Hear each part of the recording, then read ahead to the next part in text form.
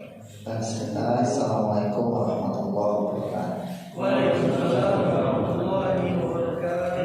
Yang kami hormati Ketua Yayasan dan BPU Al-Huda Wilayah Lampung serta jajaran yayasan baik itu Kabid, kepala divisi maupun anggota serta anak muda yang menunggu sertifikat diakui kegantengannya karena belum diakui. Mudah-mudahan nanti sesuai tema judul takdir Allah akan indah pada waktunya. Mudah-mudahan kami belajar itu, mudah-mudahan nanti dibimbing oleh beliau. Kalau saya mah ngikut aja ya, ikut skenario-nya dari moderator. Saya kira untuk awal begitu dari saya ke belakang. Ya, kita sudah memberikan isi-isinya bagi yang belum punya sertifikat halal yang logonya well-being. Ada CCTV nggak di sini? Nggak ada ya. Baik. Ya, sesuai dengan tema kita, yaitu adalah sudahkah takdir? Kayaknya pertanyaan sulit dijawab, tapi kayaknya udah sering muter-muter di kepala, di telinga, di pundak dan kaki. Cukup ya. Ya, terkait dengan tema kita adalah sudahkah takdir. Itu kayaknya luas banget ya. Sebenarnya apa sih takdir? Jadi kawan-kawan semua tidak hanya dipahami dengan sebuah istilah, tapi takdir itu lebih kita pahami ini merupakan daripada aslul iman kan gitu. Jika baginda Rasul itu didatangi Jibril, kita kira kawan-kawan sudah pernah membaca hadisnya. Yang kedua ya, ketika Jibril bertanya biru anil iman kan itu, untuk minabillahi wal malaikatihi wa kutubihi wa rusulihi wal yaumil akhir wa tu'mina bil qadri khairi wa syarrihi. Yang terakhir itu engkau beriman kepada takdir. Iman itu takdir baik ya, iman itu yang berkaitan dengan kebaikan maupun dengan keburukan. Jadi ketika kita berbicara takdir, maka harus dimasukkan dalam relung jiwa kita, ini merupakan aslul iman, jadi pokok. Itu bukan hanya sekedar istilah saja.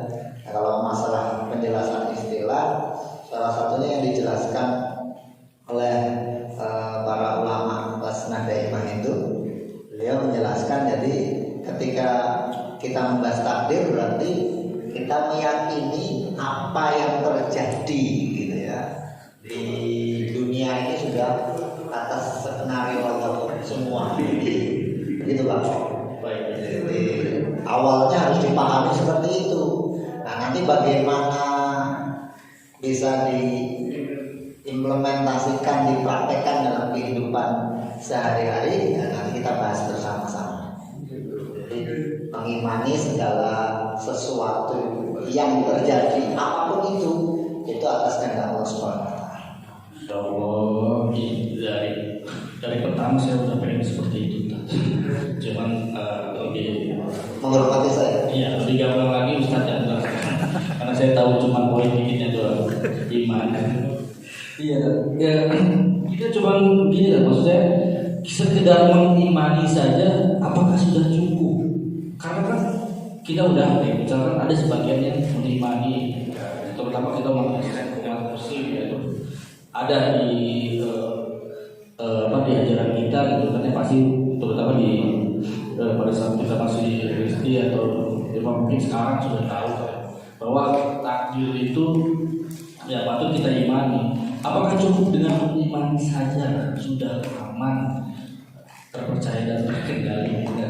Maka kan begini kan, ketika kita membahas iman itu kan tidak terlepas dari hal ya. Artian iman itu kan yang pertama al-iqrar di lisan kan gitu kan. Yang pertama iqrar dengan Islam, pertama ya tasdik dulu ya. Tasdiqu bil qalbi wa iqrar bil lisan wal amalu bil arkan al amalu bil jawarih kan begitu. Jadi ketika keimanan maka tidak bisa dilepaskan dari tiga konsep dasar. Yang pertama adalah tasdik dulu, pembenaran, itu membenarkan, atau bahasa gampangnya percaya. Kan banyak orang muslim yang hanya percaya saja. Kalau bahasa Jawanya itu apa Pak?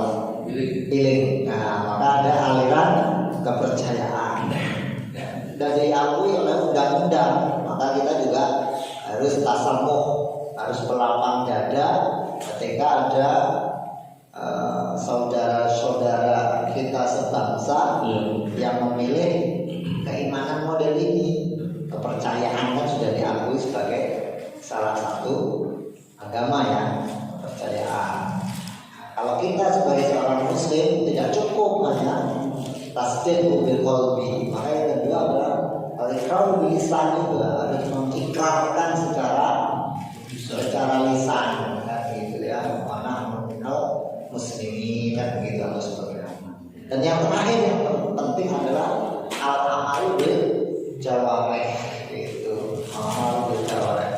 Maka kaitannya dengan iman ini, iman kepada takdir ini, yang ketiga ini yang terpenting adalah implementasinya, prakteknya itu. Maka kalau tadi saya menjelaskan lajnah dan iman Arab Saudi itu paling tidak cara mengimaninya ada 4 kan gitu ya. Bagaimana kita cara mengimani takdir, nanti implementasinya dalam apa?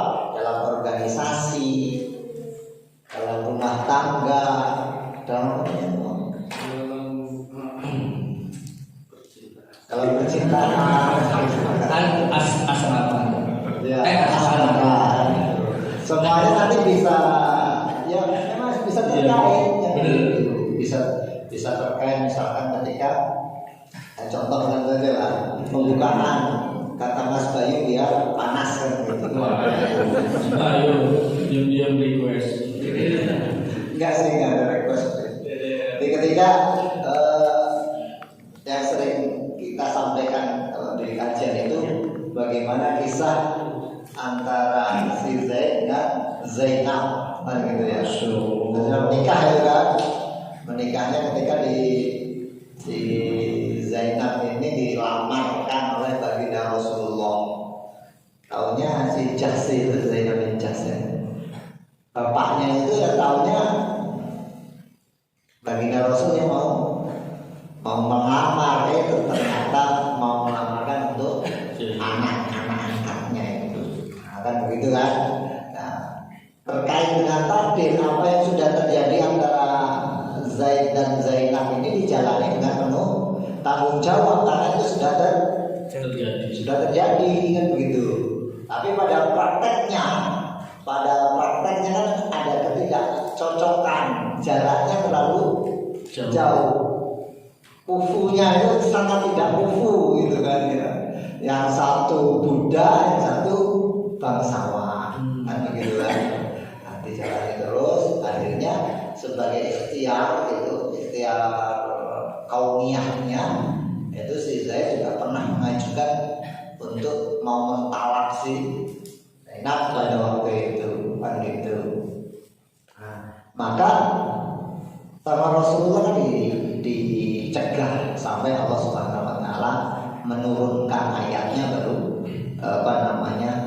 terjadilah perceraian. Implementasi kaitannya dengan takdir adalah ketika hal itu sudah terjadi, betapapun kita ingin memegang erat sebuah tali pernikahan itu, ketika sudah akan terjadi Allah berkehendak untuk pecah, gitu ya, orang soleh pun gitu. Kan kita tidak meragukan kesolehannya si Zaid kan, nah, sahabat Nabi kan begitu, itu pun bisa cerai kan begitu.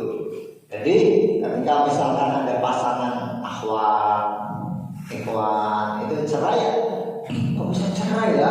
Sangat bisa, nah, begitu ya, sangat bisa sekali. Nah, ini satu contoh. Gitu. Kembali lagi, jadi yang pertama cara mengimaninya kita harus mengimani bahwasanya yang pertama Allah itu mengetahui segala sesuatu yang terjadi. Ini harus ada keimanan. Ya, Allah itu mengetahui segala sesuatu yang terjadi. Yang kedua, kita mengimani bahwasanya segala yang terjadi itu sudah Allah tuliskan di Lauhul Mahfuznya. Opsina al-fasana ya, 50.000 tahun sebelum diciptakan semuanya sudah tertulis semuanya, termasuk rezeki, umur, jodoh. 3 hal itu kan kita tinggal menjemputnya, itu ya, nggak mencari, tapi kita jemput saja. Tapi kalau nggak bergerak-gerak ya nggak bakal datang. Ya Allah, datangkanlah Maryam padaku ya nggak datang. Mager semua. Ya, yang ketiga harus kita amani bahwasanya apa saja yang terjadi di alam semesta itu atas kehendak Allah Subhanahu wa taala. Dan kalau dialog yang dipandu saja. Dan yang terakhir, Allah itu menciptakan segala sesuatu atas kehendaknya. Yang ketiga, yang keempat itu hampir mirip, gitu ya. Jadi kalau yang pertama apa yang terjadi itu ini berhubungan dengan kejadian, gitu. Kalau yang keempat lebih berhubungan dengan penciptaan. Itu kalau yang ketiga tadi apa yang terjadi atas kehendak Allah. Yang keempat, Allah menciptakan sesuatu atas kehendak. Jadi 4 hal ini Bang. Jadi harus dipahami bahasanya keimanan yang sempurna terhadap takdir harus melingkupi 4 hal. Kira-kira itu. Masya Allah. Jangan